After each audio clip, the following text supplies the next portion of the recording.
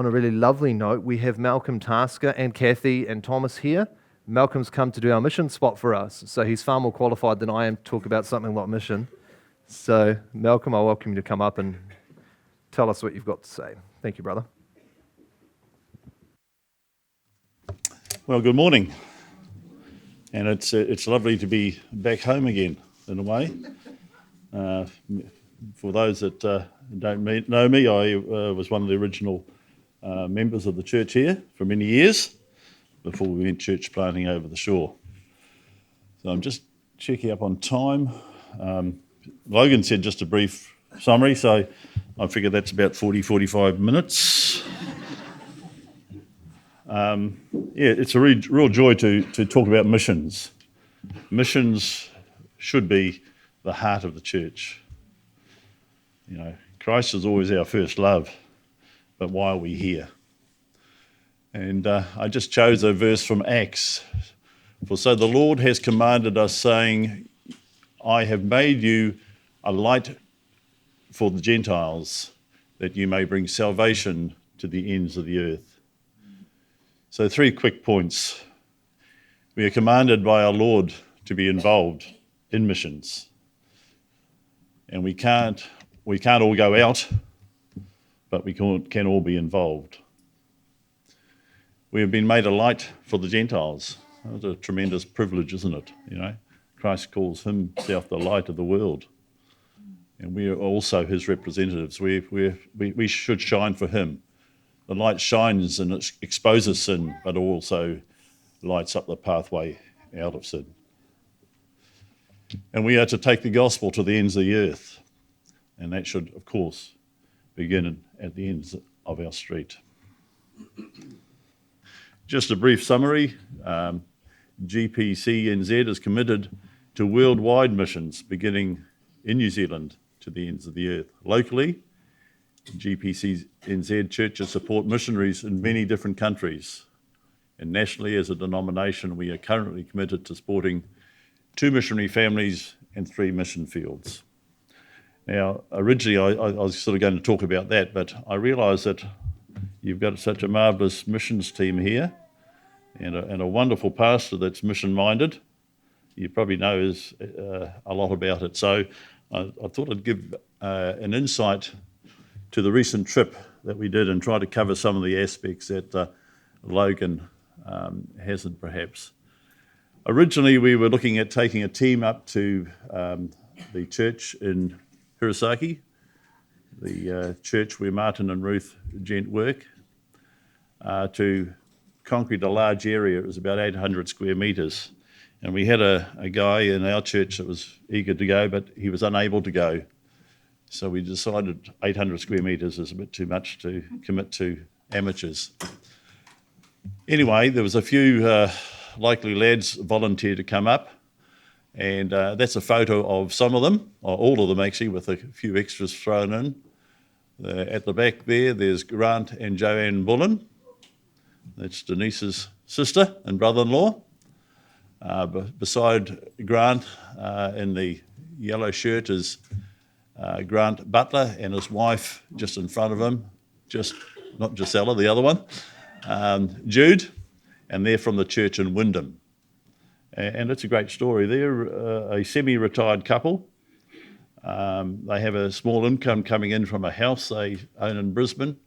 And with that money, when they can afford it, they go overseas to do missions work. And they had been looking after children. They saw this opportunity, so they came, and they were a great asset to the team. And they're now in Thailand, helping over there in Cambodia. They've gone there for a few weeks before they come back here. So a great way to spend your retirement. And of course, the other 2 that you might know, Logan and Gisella.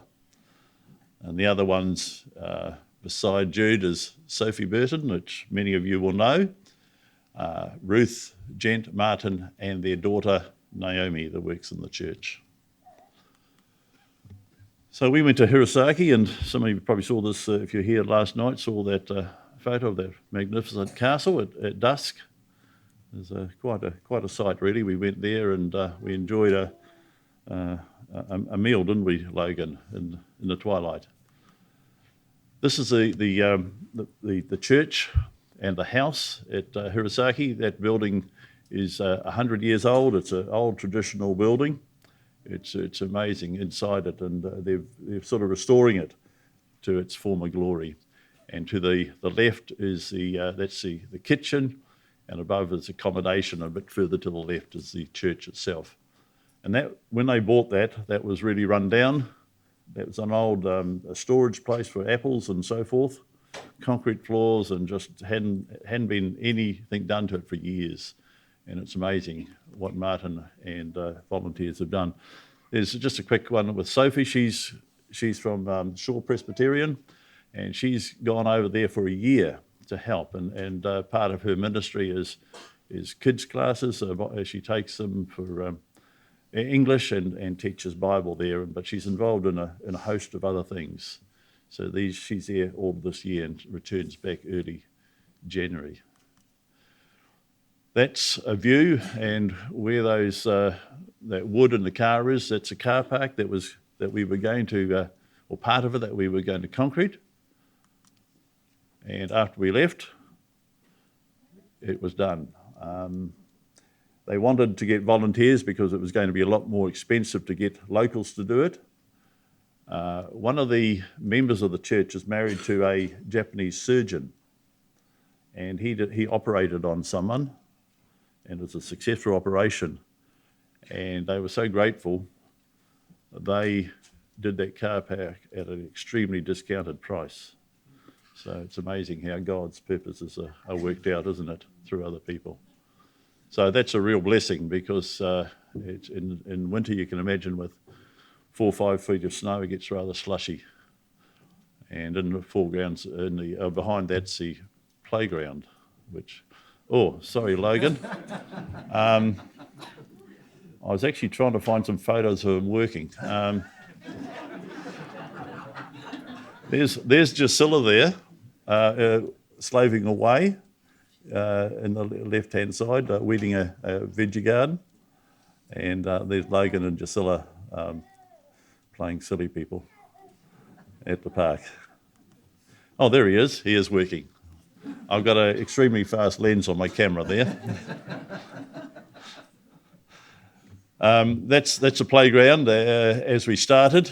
The big door behind it leads into the church, the sanctuary, and to the right is the office and the main entrance to the church. That's Grant Butler, and that's as we're making progress on the playground.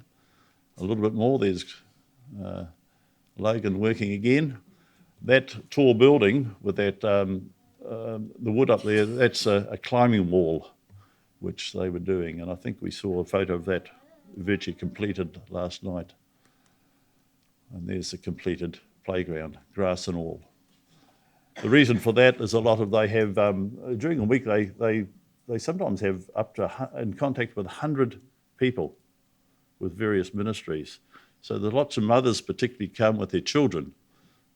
So this is ideal. The mothers can be in the church and the children can be playing out on the playground. So it's a great attraction, and they do sing so well. So just talking about the opportunities, there's many opportunities for all of us to be involved. You don't have to be a preacher. You don't have to be trained in Bible. But we need people with a willing heart to go and serve. And not only does it help to build facilities like this, but it's great encouragement for the missionaries. Often you can be out on the mission field, and you're out there, and you can feel very isolated. You probably just need to ask Russell and Murray how isolated you can sometimes feel.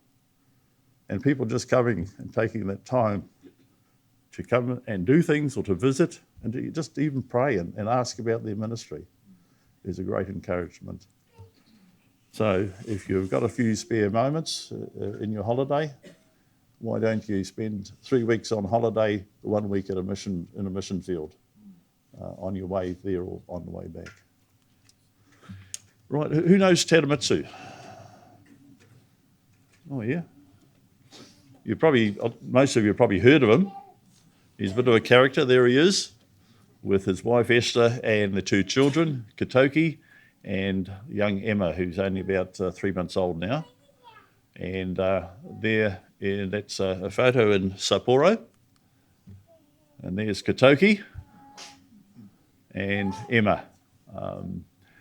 For those that don't know, he stayed with us for 4 years in New Zealand, and so we're very close to them, and they call us their children's New Zealand grandparents. So great to catch up. There's Katoki playing with his bullet train in the restaurant.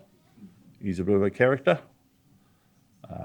He actually left the table, and I went to try to get him, and it was a great game chasing him around the restaurant, which isn't really the done thing to do in Japan.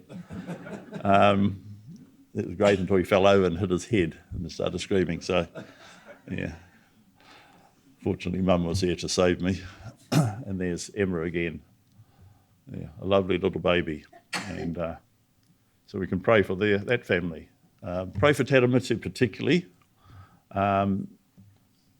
He's a great guy, but he would admit he's probably not an academic, and he's been really struggling. He's passed all his exams, but he struggles with language, not Japanese language, but Greek and Hebrew. So pray for him. He's often we get news from his wife saying that he's very tired, he's stressed out, and so he really needs our prayers. And he's got 1 year to go. He'll finish his 3 years of training at the Hokkaido Bible Institute, where he's been there for 2 years now. He finishes in April, and there's no certainty where he's going to go. He's open for a calling now.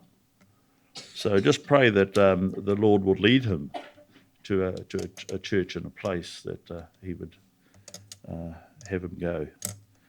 But he's a great guy, and we're hoping that when he finishes his training, he would like to come down and thank churches like Covenant for the great support that he's received. When he first said he was going to go into training, because of his finances, he could only afford to go up and stay there himself and train. He wasn't going to be able to take his family, and that would have used up all of his savings. So because of the church in New Zealand, Covenant and other churches, we've been able to send his family up there and support them. And it sounds like we possibly have enough funds to even bring his family down here to visit us. So that would be great, and it'll be a great time when he can have a bit of rest and relaxation before he takes up ministry in a church. So continue to pray for Tadamitsu and Esther, Katoki, and little Emma. I'll just slip this one in. Does anyone recognise that old gentleman, his wife? Some people will. He's 92 years old. Him and his wife came down here about 15 years ago. They stayed in Manurewa for 6 months, and they came here, and he went to Grace College. So some will remember a great old couple. They're a lovely Christian couple, and that's his daughter on the right-hand side that I've known for a number of years. His health is failing, but they're still a very faithful Christian couple, and he was just so grateful for the time he had here at Covenant, and it was a great encouragement to him and his Christian faith. So I just thought I'd just pass that on for those that know him. He really did appreciate his time here, and he sends his love to all. Just quickly, we've been involved in Myanmar ministry. We, as a church, as a Grace Church, we were committed to a teaching ministry for 4 years, and your very own Richard and Leslie Flynn went up for the first 2 years, and then Ian and Christine Grant went up the last 2 years. There's Ian there in church, and there's Richard and Leslie. Now that's come to an end. The January was the last time. February was the last time. But where the Overseas Missions Committee will be meeting in a fortnight, and that's one of the things we're going to be looking at, whether we can continue to work with them, whether they need us. It's a very worthwhile ministry, going up there and training these young men for ministry so they can go back into their own churches, their own community, and share the gospel. Thung Boy he's an amazing guy. Ask Richard. I've not met him, but he'll tell you. And he's gathered up all these people in the hill country, the Chin people, in the hill country of Myanmar. And there's many little churches that have been started up through his ministry. Something new. And this is probably the most exciting thing, I feel. The last assembly, there was a group of us from the Westminster Presbyterian Church, from the PCA, the Presbyterian Church of World Mission, MTW, which we know, and Grace. And we met up here, and we formed a partnership. We've all been ministering in little ways in some of these places, but we've all been doing it sort of independently. And we felt that we'd be stronger and better served if we joined together to work together. And we formed a partnership, and we call it Island to Island. And there's 5 islands that we've committed to initially. Vanuatu, which we're working there, and Paul has been doing a lot of work over there. Fiji, Samoa, Tonga, and the Cook Islands. And our plan is to, this is our plan. Part of it's already been initiated, and last month the group went up to Vanuatu, Fiji, and Tonga. And there's another group going up in September to Fiji, Tonga, and Samoa. And the purpose is to establish a committed core of national contact personnel and discover the potential of potential project managers. So we're looking for contacts up there, so you can pray that God will lead us to those people where we can start to minister, establish this relationship. So the Island to Island Committee sees it's a very exciting opportunity to establish the gospel of Jesus Christ once again in our neighbourhood. And I guess we can call it the forgotten mission field. You know, many years ago, missionaries came and evangelised the islands, but we've sort of neglected our island brothers and just left them on their own. So we feel there's a need there to go and establish committed, faithful churches in the islands, and they are our neighbours. And so we feel that should be the first place we go to. And just give you an idea where they're all situated, all our part of the world. So we can just several prayer points there, and we'd ask you to pray for establishing God-honouring ministries to each of these islands, and wise planning of the committee, and that the scouting teams would meet those who would become the core national contacts. So if you can just keep that in your prayers. Yeah. Just a bit of encouragement from Hudson Taylor. And, we look at the task out there and we think, oh, goodness, it's just far too much for us. But he writes, many Christians estimate difficulties in the light of their own resources. Would that be true? And thus attempt little and often fail. In the little they attempt. All God's giants have been weak men who did great things for God because they reckoned on his power and presence with them. So just think about that. You know, how often have we looked at a task and think, oh no, that's too big, so you walk away and try something a lot smaller.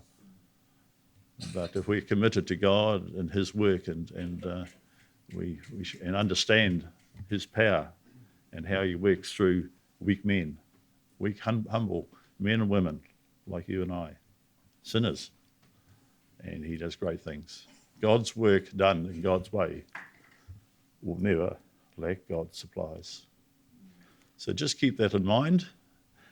And just to finish off, I love that sign up there, that talking about having the heart, God's heart.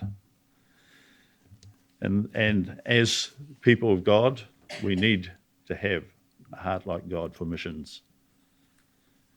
Do we love Christ as we ought to? That's our first and most important focus as Christians. Secondly, do we love the lost like Christ did, or as Christ did? Are we committed to them? Do we really love them, or do we just give lip service to them? And I guess I've talked about overseas missions this morning, but really the task does begin as you step out this door. So let's pray that by God's Spirit that we will know how to love the lost, that we'll feel that compassion. Christ wept when he saw the lost, those without a shepherd. Is that how we feel? Or do we see them as down and outs down the road that, well, I can't do anything for them? But Hudson Taylor didn't believe that, did he? Are we, and I'm not just talking about covenant here, so don't throw me out. Are we just to become a holy huddle? I think generally the Western church has, in many situations, become weak and anemic because that's what we've become. We're so entrenched in our own needs, our own wants, not what God wants us to be doing for Him. And last night, Logan spoke about a young woman who's just a new Christian. Barely 2 years, I think he said, was it about 2 years she's become a Christian. She's the only Christian in her people group, the only Christian. There's no other. And her one desire is to go back and tell them about Christ. Is that our desire here this morning? Is that our desire in our heart to go out and tell others the wonderful news of Jesus Christ? So mission starts here to the end of the earth. So I've probably said enough now. Have we the heart of Christ for the lost? Thank you. Thank you very much, Malcolm. The biggest thing, dependence upon God, and was what I love in that quote by Hudson Taylor. You know, and this is why I stand up here very often and say we've got prayer meetings and things like this, and I know many of you pray. It's fantastic, but it's such a hope we have. When we ask God, He does stuff. It's beautiful. And when we walk out in faith, He does stuff. It's a real delight.